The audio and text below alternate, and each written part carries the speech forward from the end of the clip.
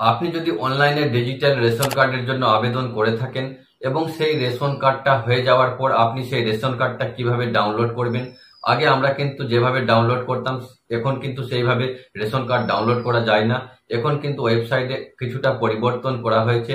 তো নতুন পদ্ধতিতে আপনি আপনার ডিজিটাল রেশন কার্ড কিভাবে ডাউনলোড করবেন, আজকের এই ভিডিওটিতে সম্পূর্ণ প্রসেস আমি স্টেপ বাই স্টেপ দেখিয়েছি। তো ভিডিওটি স্কিপ না করে অবশ্যই সম্পূর্ণ দেখবেন। চ্যানেলে নতুন হলে সাবস্ক্রাইব করে অবশ্যই আমাদের সাথে থাকবেন। চলুন তাহলে দেখে নেওয়া যাক আপনি ডিজিটাল রেশন কার্ড কিভাবে আপনি অনলাইনে ডাউনলোড করবেন। রেশন কার্ড ডাউনলোড করার জন্য আপনি যে কোনো একটা ব্রাউজার ওপেন করবেন। আপনি মোবাইল থেকে তাছাড়া কম্পিউটার থেকে একই পদ্ধতিতে করতে পারবেন। ব্রাউজার ওপেন করে নেওয়ার পর আপনি সার্চ বক্সে টাইপ করবেন ration card download. Ration card download লিখে আপনি সার্চ করবেন।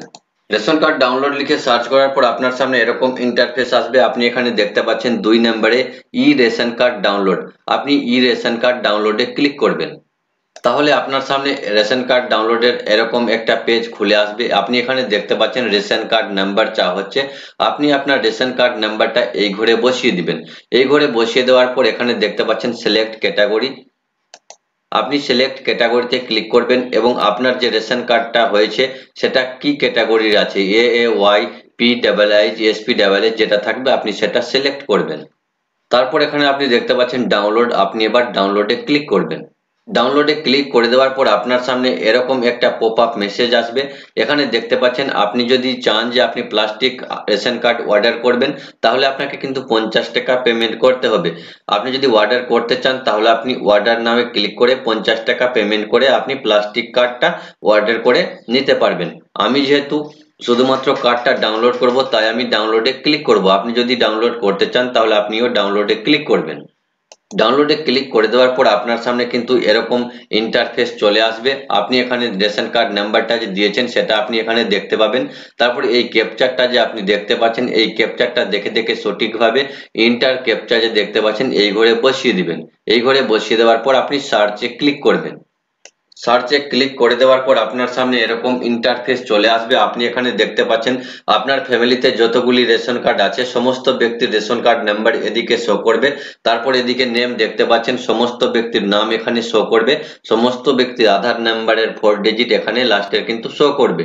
তো রেশন কার্ড ডাউনলোড করার জন্য এখানে আপনি যে কোনো একটা সেন্ড ওটিপিতে ক্লিক করবেন। সেন্ড ওটিপিতে ক্লিক করলে তার আধার কার্ডের সাথে যে মোবাইল নাম্বার লিংক করা আছে সেই মোবাইল নাম্বারে একটা ওটিপি যাবে।